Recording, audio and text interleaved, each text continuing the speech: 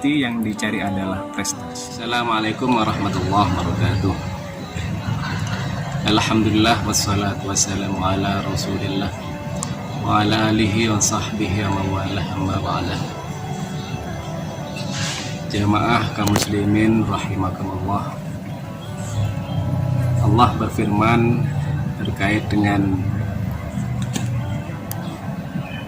hakikat penciptaan dari makhluk. A'udzubillahi minasyaitonirrajim. Bismillahirrahmanirrahim. Wa ma khalaqtul jinna wal insa illa liya'budun. Dan tidak aku ciptakan jin dan manusia kecuali untuk menyembah kepadaku. Hadirin hadirat yang dimuliakan Allah,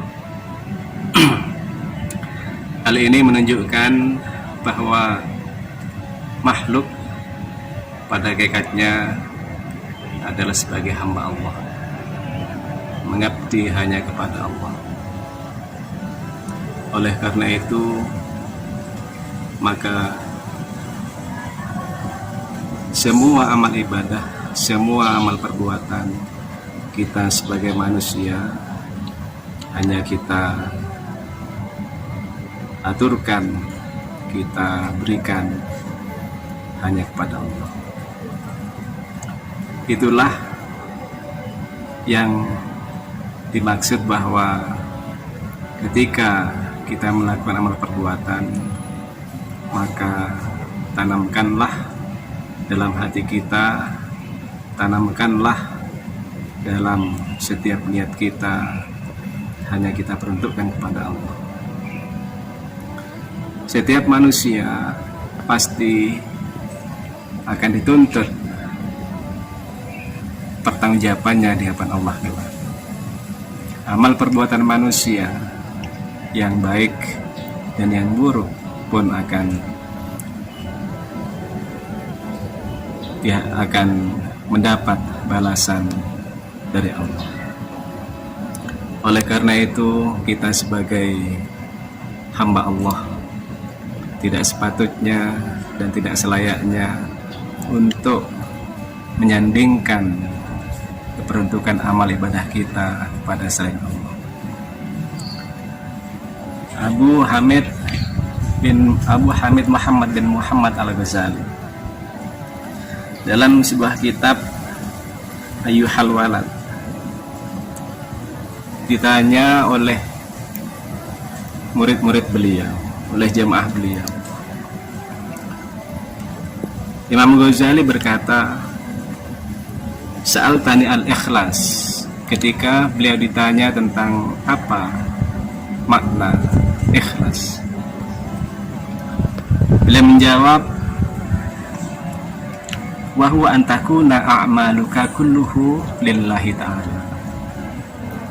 Bahwa semua amal, semua perbuatan kita, sedikit atau banyak, hanya diperuntukkan kepada Allah Ta'ala.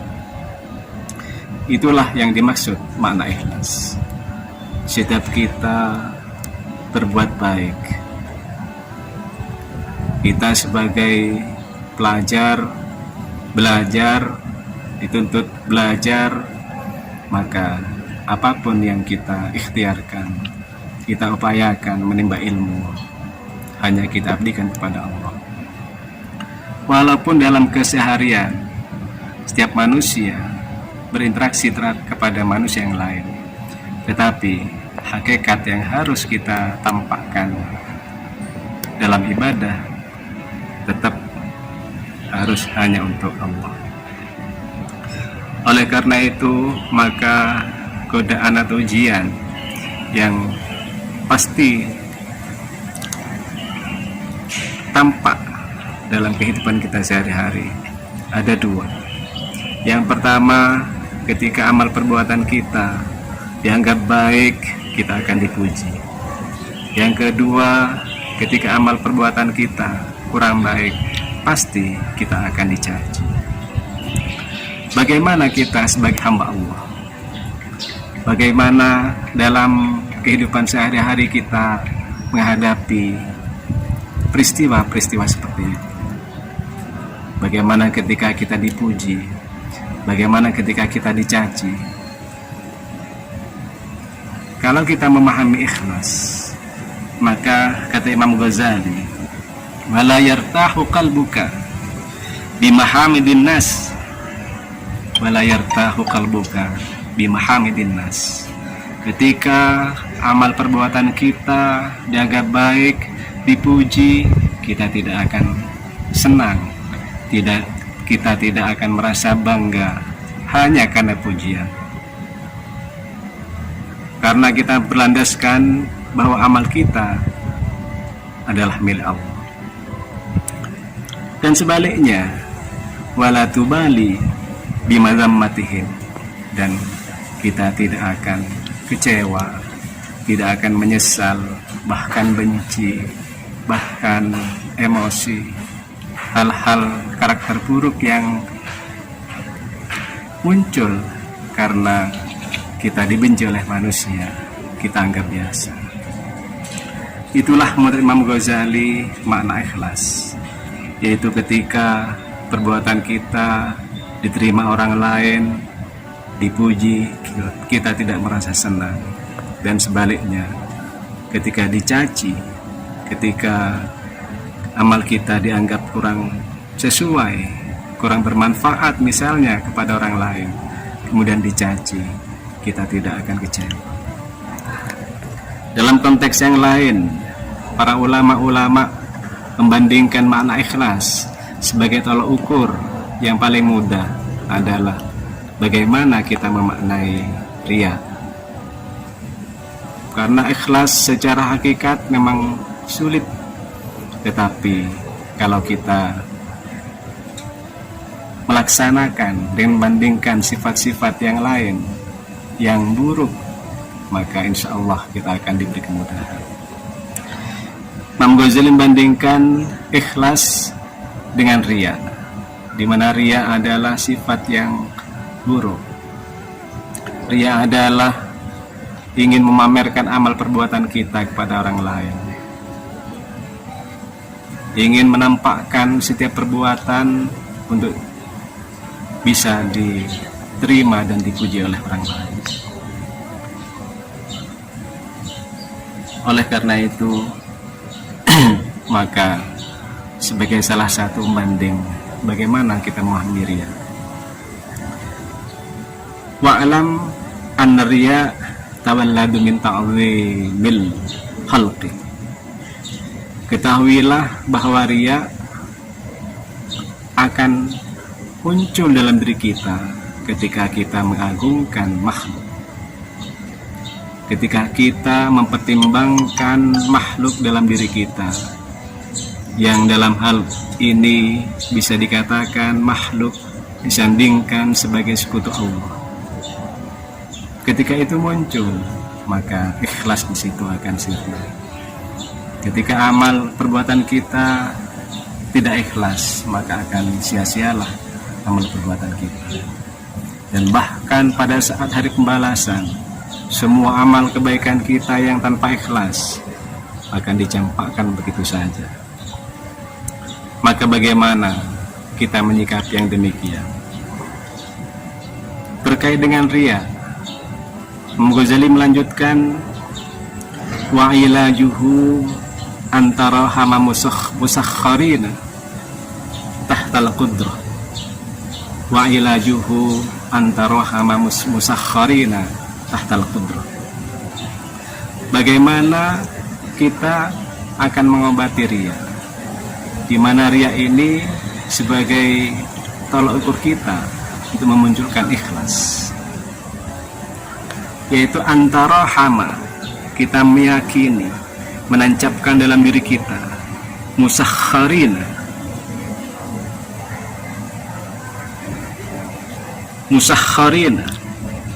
yaitu sebagai makhluk-makhluk yang tunduk, manusia-manusia yang takluk tahtal qudrah, di bawah kuasa Allah.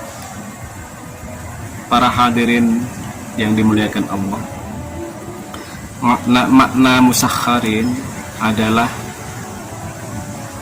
makna yang menurut etimologi itu berasal dari sakhar.